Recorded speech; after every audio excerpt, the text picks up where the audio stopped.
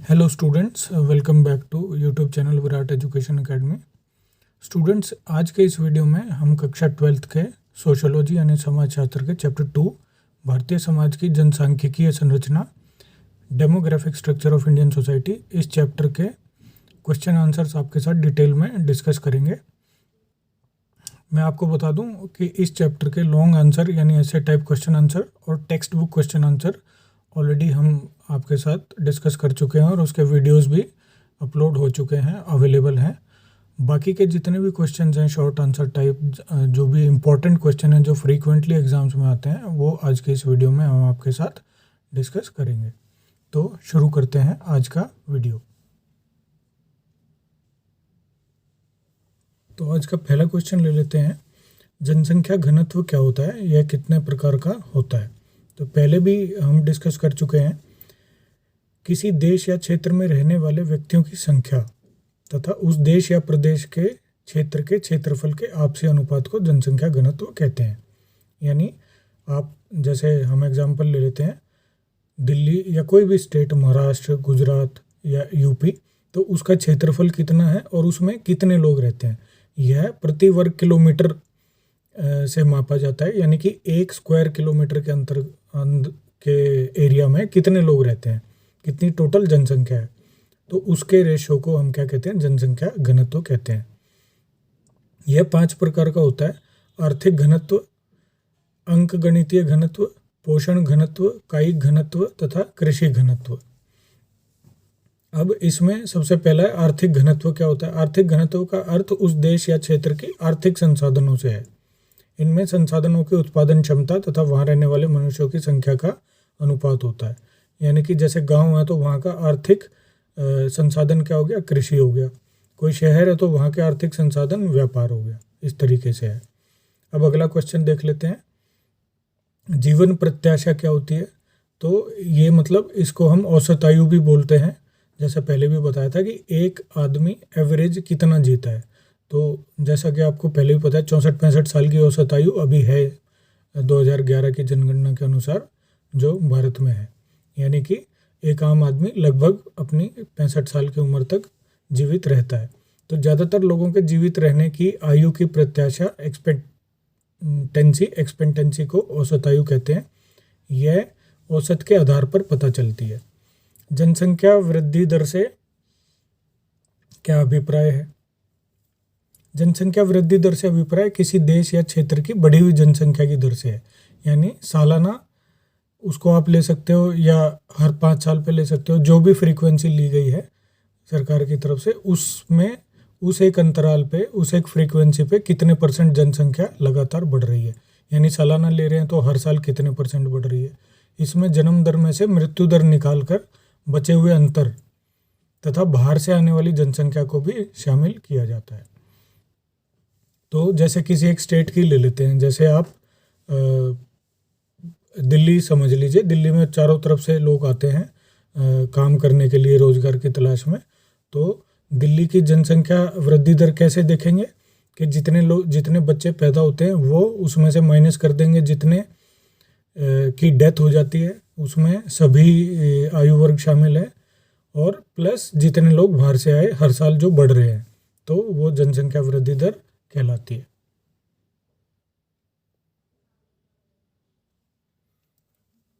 अगला क्वेश्चन है, जनसंख्या विस्फोट से क्या अभिप्राय है। जनसंख्या विस्फोट से अभिप्राय जनसंख्या के अप्रत्याशित रूप से ज़रूरत से ज़्यादा बढ़ जाने से है। मतलब बहुत ज़्यादा जो है बढ़ गई है, कोई उसका जो है एक फ्रीक्वेंसी नहीं है, को भी अचानक से बहुत ज़्यादा बढ़ गई है। जनसंख्या विस्फोट का अर्थ जनसंख्या का इतना बढ़ जाना है कि उसके परिणाम विनाशकारी हों। भारत में भी इस प्रकार की स्थिति पैदा हो गई है।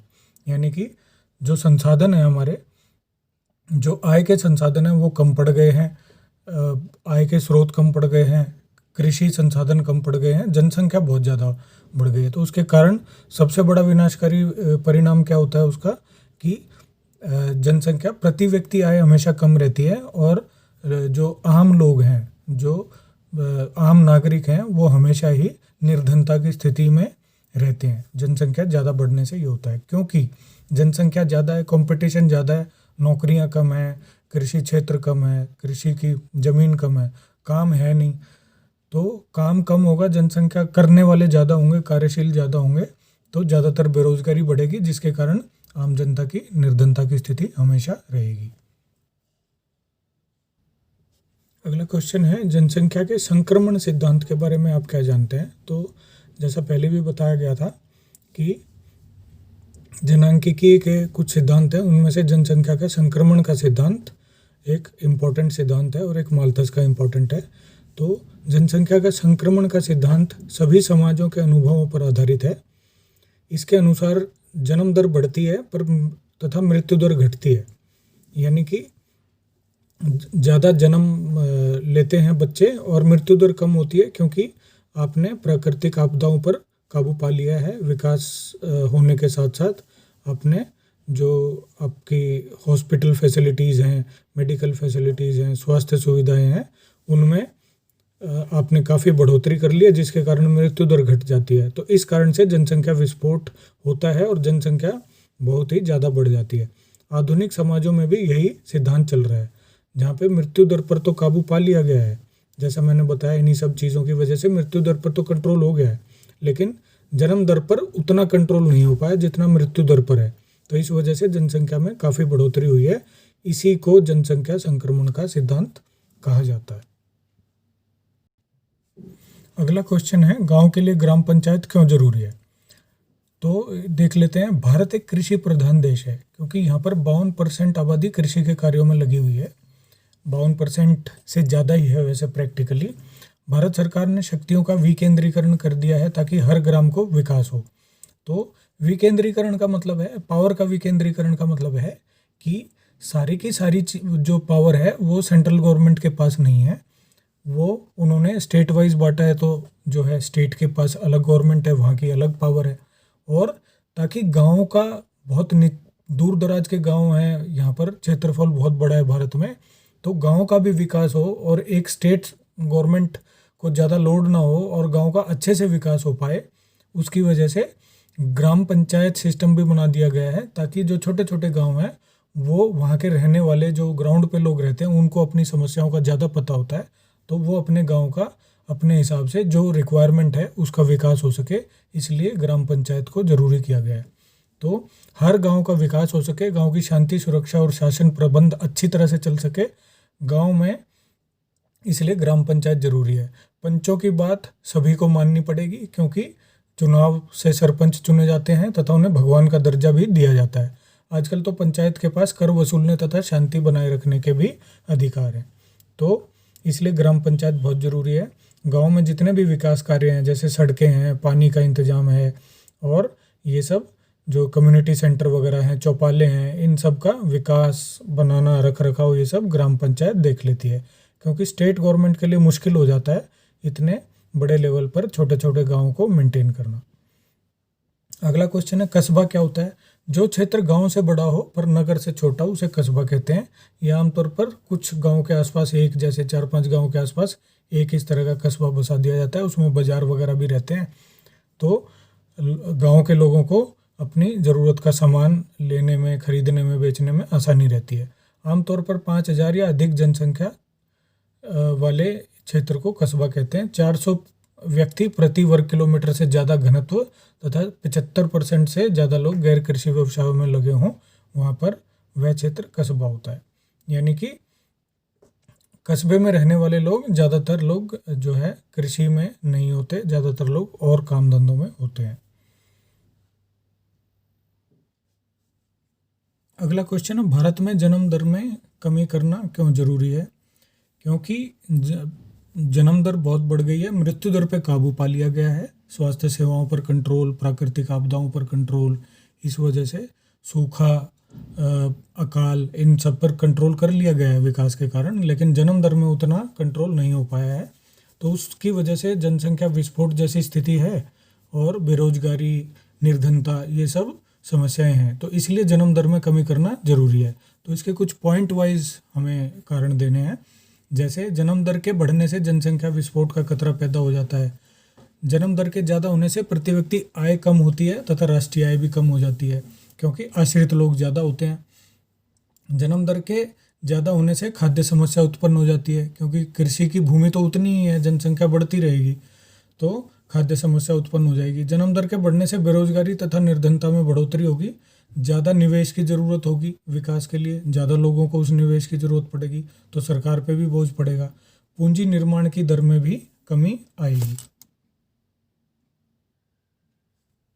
अगला क्वेश्चन है स्टूडेंट्स, भारत में जन्म दर ऊंची होने के क्या कारण है? तो ये निम्नलिखित पॉइंट वाइज कारण है कुछ। लोगों का निर्धन होना। तो निर्धनता के कारण क्यों होती है ऊंची जन्म दर? कि निर्धन परिवारों को लगता है, जो गरीब परिवार हैं, कि जितने ज़्यादा बच्चे पैदा होंगे वो बड़े होकर उतना ज़्यादा काम करेंगे, निर्धनता दूर हो जाएगी। लोगों को अशिक्षित होना। तो अशिक्षित हैं तो उन्हें ज्ञान नहीं हो पाता कि ज़्यादा जनसंख्या और कम संसाधन होने के क्या नुकसान है। मनोरंजन के साधनों का कम होना। तो मनोरंजन के साधनों का कम होना भी एक फैक्टर है। स्त्रियों की निम्न स्थिति का होना। तो स्त्रियों की स्थिति जो है हिंदुस्तान में ज़्यादातर रूरल एरियाज़ में अभी निम्न स्तर पर ही है, और लोगों का सोचना है कि स्त्री का काम तो घर के काम करना और बच्चे पैदा करना है। परिवार नियोजन तथा संतान निरोधक साधनों की कमी। तो ये साधन और इसका प्रचार भी कम है, इस वजह से भी है। बाल विवाह प्रथा का होना तथा छोटी उम्र में ही विवाह हो जाना। तो ये भी एक कारण इसका है, इसलिए भारत में जन्म दर ज़्यादा ऊंची है। अगला क्वेश्चन है, प्रवास क्या होता है, कितने प्रकार के होते हैं? प्रवास शब्द अंग्रेजी के माइग्रेशन शब्द का हिंदी रूपांतर है, यानी माइग्रेशन, एक जगह से दूसरी जगह शिफ्ट होना। तो इसका मेन कारण है रोजगार, जिसका अर्थ है अपने मूल स्थान को छोड़कर दूसरे स्थान पर जाना। मतलब अपने जन्म के स्थान को छोड़कर कहीं और जाकर बस जाने को प्रवास कहते हैं। तो इसमें यदि हम देश की बात करें, अंतर्राज्यीय की बात करें, तो एक राज्य से दूसरे राज्य, जैसे आपने देखा बड़े शहरों में बहुत लोग आते हैं, जैसे वेस्ट बंगाल में, कलकत्ता में बहुत लोग जाते हैं रोजगार की तलाश में, और दिल्ली के आसपास के गांव स्टेट्स के लोग, यूपी, राजस्थान, हरियाणा, ये दिल्ली में आते हैं। ऐसे ही महाराष्ट्र में जो है मुंबई हो गया, मुंबई, पुणे बड़े शहर हैं, वहाँ लोग चले जाते हैं रोजगार की तलाश में। और बहुत सारे हैं, तमिलनाडु में चेन्नई हो गया, और जैसे गुजरात में सूरत और अहमदाबाद हो गया। तो इस जो अपने स्थान को छोड़कर दूसरी जगह जाके बसने का जो कार्य है, इसको प्रवास कहा जाता है। व्यक्ति कभी कभी अपने मूल स्थान पर भी आ जा सकता है। यह 4 प्रकार का होता है। पहला है दैनिक प्रवास, जिसमें लोग काम, व्यवसाय तथा शिक्षा के लिए अपना गांव या शहर छोड़कर दूसरे शहर में जाते हैं। जैसे गांव से कस्बे में या आसपास के दूसरे शहर में किसी को नौकरी मिल गई, वो फैक्ट्री में, स्कूल में, कहीं भी दूसरी जगह पे, तो वो नौकरी करने सुबह जाता है, शाम को वापस आ जाता है काम खत्म होने के बाद। दूसरा है मौसमी प्रवास, जिसमें किसी खास मौसम में एक जगह से दूसरी जगह चले जाते हैं, फिर मौसम के खात्मे के बाद वापस आ जाते हैं, जैसे कि फसल की कटाई के समय पर। तीसरा है आकस्मिक प्रवास, जिसमें कुछ विशेष हालात पैदा हो जाते हैं, जैसे कहीं लड़ाई हो गई, युद्ध हो गया, तो उस वजह से जो है, या कुछ और जो है हालात पैदा हो गए, तो अपनी जगह को छोड़कर दूसरी जगह जाकर बसना पड़ता है, जैसे बीमारी या किसी और कारण से। चौथा और आखिरी प्रकार का है स्थायी प्रवास, जिसमें व्यक्ति अपना गांव, शहर या देश छोड़कर दूसरे गांव, शहर या देश में रहने चला जाता है। तो ये 4 प्रकार के प्रवास होते हैं। ये आप अच्छे से एक्सप्लेन खुद भी कर सकते हैं। अगला क्वेश्चन है स्टूडेंट्स, हमारे रहन सहन के निचले स्तर के लिए जनसंख्या विस्फोट कैसे जिम्मेदार है? तो अभी तक हमने डिस्कस किया ही है, उसके जनसंख्या ज़्यादा बढ़ने के जो कारण हैं, उसी की वजह से रहन सहन का निचला स्तर है, यानी निर्धनता है। यह ठीक है कि हमारे घटते रहन सहन के लिए जनसंख्या विस्फोट जिम्मेदार है। जनसंख्या तो बढ़ गई है, परंतु प्रति व्यक्ति आय उतनी नहीं बढ़ पाई है, क्योंकि संसाधन, रिसोर्सेज वो कमी है, आय के भी, कृषि के भी, बल्कि कम हो गई है। अगर जनसंख्या ज़्यादा बढ़ जाए तथा राष्ट्रीय आय उतनी ना बढ़े तो विकास दर कम हो जाती है, देश गरीब हो जाता है। जनसंख्या तो बढ़ी है पर आय नहीं बढ़ पाई है। प्रति व्यक्ति आय कम होने की वजह से व्यक्ति उपभोग कम कर पाता है, जिससे उसका रहन सहन का जो जीवन का स्तर है वो काफ़ी कम हो जाता है। स्वास्थ्य सेवाएं वो भी, उन पर भी बुरा असर पड़ता है तथा कार्य क्षमता भी कम हो जाती है। तो ये आप देखेंगे कि जितने भी जनसंख्या विस्फोट के कारण जो जो नुकसान है, वही नुकसान हमारे रहन सहन के निचले स्तर के लिए भी जिम्मेवार हैं। बढ़ती जनसंख्या पर नियंत्रण क्यों जरूरी है? अब वही, जो बड़ी जनसंख्या के जो नुकसान हैं, उनको, नुकसानों को दूर करने के लिए उस पर नियंत्रण जरूरी है। तो बढ़ती जनसंख्या पर नियंत्रण जरूरी है क्योंकि इससे प्रति व्यक्ति आय बढ़ती है तो रहन सहन का स्तर ऊंचा उठेगा। बचत की मात्रा बढ़ती है, आदमी की आय बढ़ेगी, खर्चा करने के बाद बचत बढ़ेगी। तथा पूंजी, इससे पूंजी निर्माण, बैंक में डालेगा, बैंक में डालने से पूंजी निर्माण होगा। सरकार के पास विकास कार्यों में लगाने के लिए पूंजी इकट्ठी हो जाएगी। इससे जीवन स्तर ऊंचा उठता है। इससे कई समस्याएं जैसे गरीबी, बेरोजगारी इत्यादि हल हो जाती है। कीमतों में कमी आती है तथा खाद्य समस्या हल हो जाती है। ठीक है, क्योंकि डिमांड ज़्यादा, सप्लाई कम, तो कीमत बढ़ी होगी। डिमांड ज़्यादा कब होएगी? जब आपके संसाधन, रिसोर्सेस, कृषि क्षेत्र, ये सब तो लिमिटेड है, जनसंख्या ज़्यादा है तो डिमांड ज़्यादा हो गई। जब जनसंख्या के अनुपात में ठीक ठाक सप्लाई भी होगी तो कीमत वाजिब रहेगी, कम ही आएगी और आपकी खाद्य समस्या भी हल हो जाएगी। जन कल्याण पर ज़्यादा पैसा खर्च हो सकता है क्योंकि पूंजी निर्माण होगा, सरकार के पास ज़्यादा पैसा आएगा, टैक्स भी ज़्यादा आएगा, लोग ठीक ठाक कमाएंगे तो, और बैंकों में जमा भी ज़्यादा आएगी, तो वही सब जो है पैसा जन कल्याण पर खर्च हो सकता है। तो ये इसके बढ़ती जनसंख्या पर अगर कंट्रोल हो जाए तो ये इतने सारे फायदे हैं। अगला क्वेश्चन है, परिवार नियोजन कार्यक्रम को कैसे सफल किया जा सकता है, यानी क्या क्या कदम उठाए जाने चाहिए जिससे परिवार नियोजन कार्यक्रम सफल हो। परिवार नियोजन कार्यक्रम सफल होगा तो जनसंख्या कंट्रोल हो जाएगी। तो कुछ पॉइंट वाइज इसके कारण हैं।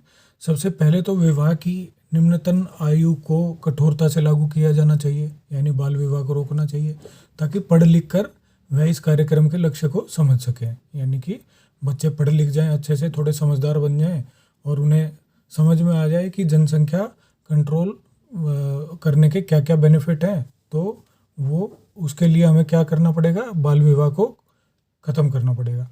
बच्चों को अधिक से अधिक पढ़ाना चाहिए तथा सरकार द्वारा पढ़ने लिखने के लिए प्रोत्साहित करना चाहिए ताकि उन्हें छोटे परिवार के लाभों और बड़े परिवार की हानियों का पता चल सके। तो उसके लिए सरकार क्या कर सकती है, जो हिंदुस्तान में किया भी जा रहा है कि जो गरीब परिवार हैं उनके बच्चों को जो है सरकार मुफ्त में शिक्षा का प्रावधान करे। तो अभी किया भी जा रहा है, मुफ्त में शिक्षा ही नहीं, उनको वजीफ़ा भी दिया जाता है, मतलब वर्दी के लिए, कॉपी किताबों के लिए पैसे की सहायता भी जो है सरकार उपलब्ध कराती है फ्री शिक्षा के साथ साथ। परिवार नियोजन कार्यक्रम का विस्तार किया जाना चाहिए तथा इसमें स्वैच्छिक संगठनों की सहायता ली जानी चाहिए। तो जितने एनजीओज हैं उनको भी इन्वॉल्व करना चाहिए। और विस्तार से मतलब है जो गांव देहात दूर दराज के इलाके हैं वहाँ पर भी इसका खूब प्रचार होना चाहिए। जो परिवार इस प्रकार के कार्यक्रमों को अपनाएं उन्हें विशेष प्रकार की सुविधाएं भी दी जानी चाहिए। तो उनको सुविधाएं दें जिससे वो जो है उनको प्रोत्साहन मिले, यानी वो भी इस प्रकार के कार्यक्रमों को अपनाना चाहें। तो इस तरीके से हम परिवार नियोजन कार्यक्रम को सफल बना सकते हैं। अगला क्वेश्चन है, आप कैसे कह सकते हैं कि गांव एक सामाजिक इकाई है।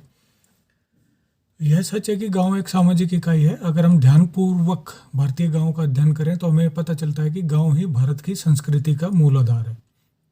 गांव की 68% जनसंख्या गांव में रहती है, भारत की 68% जनसंख्या गांव में रहती है तथा इतनी ही जनसंख्या कृषि से संबंधित कार्यों में लगी हुई है। चाहे गांव में परिवर्तन आ रहे हैं फिर भी एक इकाई के रूप में यह क्रियाशील है, यानी एकजुटता भी है। सारे रीति रिवाज ज़्यादातर गांव में फॉलो किए जाते हैं, उनको माना जाता है। और ग्रामीण समाज भारतीय समाज की संरचना का प्रमुख आधार है। गांव में लोग मिलजुल कर रहते हैं, सभी त्यौहार भी मिलजुल कर मनाते हैं, दुख सुख बांटते हैं और उनके संबंध अत्यधिक और प्राथमिक होते हैं, यानी एक दूसरे की ज़रूरत के समय, परेशानी के समय सब एक दूसरे के साथ खड़े रहते हैं और अपनी समस्याओं को मिलजुल कर हल करते हैं। जबकि शहरों में ऐसा नहीं होता। आपने देखा होगा फ्लैट सिस्टम है शहरों में, आपके सामने वाले फ्लैट में कौन रहता है ज़्यादातर लोगों को यही पता नहीं होता। तो एकजुटता तो बहुत ही दूर की चीज़ है। इस तरह हम ये कह सकते हैं कि गाँव एक सामाजिक इकाई है। अगला क्वेश्चन है, जजमानी प्रथा क्या होती है। यह इंपॉर्टेंट क्वेश्चन है, आता रहता है एग्जाम्स में, तो आप इसको ज़रूर से ज़रूर कर लीजिएगा, समझ लीजिएगा। भारतीय समाज में बहुत पुराने समय से एक प्रथा चली आ रही है जिसको जजमानी प्रथा का नाम दिया गया है। यह आमतौर पर गाँव में पाई जाती है। ऑस्कर लेविस के अनुसार इस प्रथा के अंतर्गत एक गाँव में रहने वाले प्रत्येक जाति समूह से आशा की जाती है कि वह अन्य जातियों के परिवारों को कुछ प्रामाणिक सेवाएं उपलब्ध करे। इससे यह स्पष्ट होता है कि गांव में कुछ जाति समूह होते हैं जो दूसरी जातियों को अपनी सेवाएं देते हैं, इसके बदले में वो जो है अनाज वगैरह लेते हैं, तो इनको कमीन कहा जाता है। इस सेवा की एवज में सेवा लेने वाली जाति जो कि जजमान कहलाती है, उन्हें अनाज, चावल इत्यादि देती थी ताकि वह अपना गुजारा कर सकें। नाई, धोबी, चर्मकार इत्यादि अपनी सेवाएं दिया करते थे, इसमें लोहार भी हो गया। तो और उनको दूसरी जातियां जो है वो अनाज वगैरह देती थी ताकि उनका आराम से खाना पीना हो सके। इसका यह फायदा था कि ऊंची निम्न जातियों में सद्भावना तथा अच्छे संबंध बने रहते थे, क्योंकि एक दूसरे से काम पड़ता था तो आपस में उनके संबंध भी बने रहते थे। यह आमतौर पर परंपरागत हुआ करते थे, यानी पिता के बाद उसका पुत्र वही काम करता था। जैसे नाई कोई है तो उसका पुत्र भी नाई बनेगा, कोई लोहार है तो उसका पुत्र भी लोहार बनेगा, इसी तरीके से धोबी। तो यह परंपरागत काम होते थे। अगर पुत्र ज़्यादा होते थे तो उनमें जजमान बट जाया करते थे कि भाई वो उतने घर आप संभाल लेना और बाकी के वो कर लेंगे। कमीन को अनाज के साथ साथ कभी कभी पैसा भी ज़रूरत के समय दे दिया जाता था, जैसे शादी के, उनके घर में किसी की शादी है या और कोई काम है या बीमारी के समय में ज़रूरत है तो अनाज के साथ साथ पैसा भी ये जातियाँ दे देती थी। अगला क्वेश्चन है, औपचारिक जनांकिकी सामाजिक जनांकिकी से किस प्रकार भिन्न है। तो औपचारिक जनांकिकी में कई पत्र शामिल होते हैं, जैसे परिमाणात्मक क्षेत्र यानी क्वांटिटेटिव फील्ड, विश्लेषण एनालिसिस, माप मेजरमेंट आंकड़े स्टैटिस्टिक्स, गणितीय मैथमेटिकल, गिनती काउंटिंग और गणन।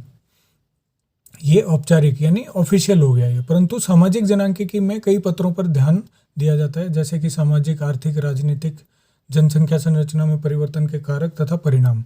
जनांकिकी प्रक्रिया को चलाने वाली सामाजिक प्रक्रियाएं व संरचनाएं तथा जनांकिकी प्रवृत्तियों के सामाजिक कारणों को ढूंढना। तो आपको कौन कौन से फील्ड उसमें हैं शामिल, उसके हिसाब से आपको ये डिफरेंशिएट करना है कि औपचारिक और सामाजिक जनांकिकी में क्या अंतर है। तो स्टूडेंट्स, ये चैप्टर हमारा, ये सारे क्वेश्चन आंसर जितने इंपॉर्टेंट थे उतने लगभग हमने इसमें कवर कर लिए हैं। एक क्वेश्चन और है, भारत में बच्चों के लिंग अनुपात में कमी होने में क्षेत्रीय विभिन्नता को समझाइए। भारत में लिंग अनुपात की क्षेत्रीय विभिन्नता इस प्रकार है। न्यूनतम बाल लिंग अनुपात भारत में सबसे संपन्न क्षेत्रों में मिलता है। पंजाब, हरियाणा तथा चंडीगढ़ देश में अमीर प्रदेशों में आते हैं, तो क्योंकि यहाँ पे धान और गेहूं की खेती बहुत ज़्यादा होती है, इसलिए ये अमीर प्रदेशों में है। यहाँ पे कृषि की आय भी ठीक ठाक है। इन्हीं प्रदेशों में सबसे कम बाल लिंग अनुपात है। आर्थिक रूप से संपन्न परिवार कम बच्चे पैदा करते हैं, जिसके कारण वह अजन्मे बच्चे के लिंग निर्धारण को चुनते हैं। ठीक है, तो यानी लड़का ज़्यादा पसंद किया जाता है और लड़की कम पसंद की जाती है। निर्धनता, दहेज तथा संसाधनों की कमी चयनात्मक गर्भपात का कारण नहीं है। तो आपने देखा होगा कि हरियाणा वगैरह जो स्टेट हैं उनमें जो आपका लिंग अनुपात है वो वैसे भी कम है, यानी स्त्रियों की संख्या पुरुषों की संख्या के अनुपात में काफ़ी कम है। तो स्टूडेंट्स, इस चैप्टर के यानी आपका demographic structure of Indian society chapter number 2 sociology कक्षा 12, इसके सारे इंपॉर्टेंट क्वेश्चन हम अलग अलग वीडियोस में डिस्कस कर चुके हैं। ऐसे टाइप क्वेश्चन की अलग वीडियो है, टेक्स्ट बुक क्वेश्चन आंसर की अलग वीडियो है, और ये बाकी के जितने इंपॉर्टेंट जो छोटे क्वेश्चन आंसर थे वो इस वीडियो में सारे आपके साथ शेयर किए गए हैं। तो उम्मीद है आपकी सारी चीज़ें इसमें क्लियर हो जाएंगी और आप अच्छे से एग्ज़ाम कर पाएंगे। तो इस वीडियो को लाइक एंड शेयर ज़रूर कीजिए। चैनल पर नए हैं तो सब्सक्राइब भी कीजिए, बेल आइकन भी दबाइए ताकि आने वाले भी सारे वीडियोज़ आपको नोटिफिकेशन मिल सके। धन्यवाद।